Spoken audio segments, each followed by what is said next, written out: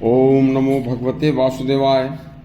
यह जो आज का प्रसंग है यह आपने कभी नहीं सुना होगा, आपने सोचा भी नहीं होगा कि संसार में संसार को पाखंडों से बचाकर और एक सच्चा रास्ता दिखाने वाले और एक ऐसे शास्त्र का जो वेदों का सार था, वह सत्यार्थ प्रकाश की रचना करने वाले स्वयं महर्षि दयानंद ने भी एक बार समस्याओं के कारण और परिस्थितिवश आत्महत्या करने की सोची थी। सुनिए, मनुष्य परिस्थितियों का दास है। परिस्थिति एक ऐसी व्यथा है कि वह मनुष्य को कभी कभी किंग कर्तव्य विमूढ़ बना देती है कि क्या करूं क्या ना करूं।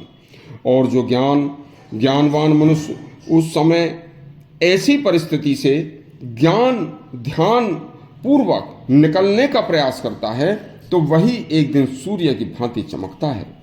यह सच्ची कहानी आर्य समाज के प्रवर्तक स्वामी दयानंद सरस्वती के बचपन की है। जब उन्होंने बचपन में ही गृह त्याग करने के पश्चात और अपने बिना पूज्य गुरु विरजानंद के सानिध्य में आए ही, जब वह अकेले ही वैराग्यवश बिना गुरु के शिष्य बने हिमालय पर्वत पर तपस्या के उद्देश्य से भ्रमण कर रहे थे। उसी समय एक निर्जन हिमालय में भ्रमण करते समय स्वामी जी को कई दिन बीत जाते हैं और स्वामी जी को कई दिन तक हिमालय में कुछ भोजन या कुछ खाने की कोई सामग्री नहीं मिली और स्वामी जी हार थक कर भूखे प्यासे ग्लेशियरों को पार करते करते अलकनंदा नदी को पार करने लग जाते हैं। अलकनंदा नदी का प्रवाह बहुत तेज था। उसमें अनेक छोटे से लेकर बड़े बड़े बर्फ के टुकड़े बह रहे थे और वह उनमें से जैसे निकलने को जा रहे थे तो स्वामी जी उनमें फंस जाते हैं। बड़ी मुश्किल से उनसे निकलकर कमजोर व्याकुल शरीर से होकर जब बर्फ के टुकड़ों ने उनको बहुत दुखी किया और भूख बहुत लग रही थी तो किनारे पर आकर उन्होंने उन बर्फ के टुकड़ों को ही खाना शुरू कर दिया। उस समय उन्हें असहाय शारीरिक व मानसिक कष्ट होने लगा था और वह दूर दूर तक भी खाने का कोई सुरक्षित का सामान या कोई ठहरने का सुरक्षित मार्ग उन्हें नहीं दिख रहा था।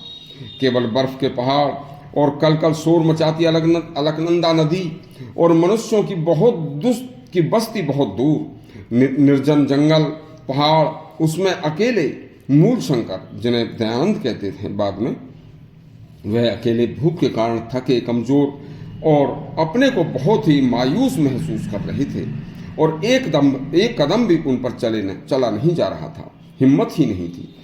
तब कोई हिंसक जानवर भी यदि उन्हें कोई दिखाई देता तो वह भी उनकी तरफ देखकर चुप निकल जाता था। उन्होंने सोचा ऐसा क्यों हो रहा है, उनसे कुछ नहीं कहता। उस समय स्वामी जी को मानसिक शारीरिक पीड़ा के कारण उन्हें अपना जीवन भार स्वरूप लगने लगा और उन्होंने उसी समय अलकनंदा नदी में ही अपना जीवन का अंत करने का विचार किया। स्वामी जी कुछ क्षण सोचते रहे और अंत में तुरंत ही उनके अगले ही क्षण एक विचार आया कि जिस उद्देश्य से हमने घर छोड़ा उस उद्देश्य को पूरा किए बिना ही हम जीवन का अंत कर दें तो ये ठीक नहीं है। बस इतना सोचा था कि इसी समय उसी क्षण वह पीड़ादायक कष्ट क्षण उन्हें कल्याणकारी महसूस होने लगा और सोचा कि प्राय मनुष्य जीवन वास्तविक हित कष्ट हानि और निराशाओं का रूप लेकर आता है, परंतु धैर्य रखने पर ही लक्ष्य की प्राप्ति हो सकती है।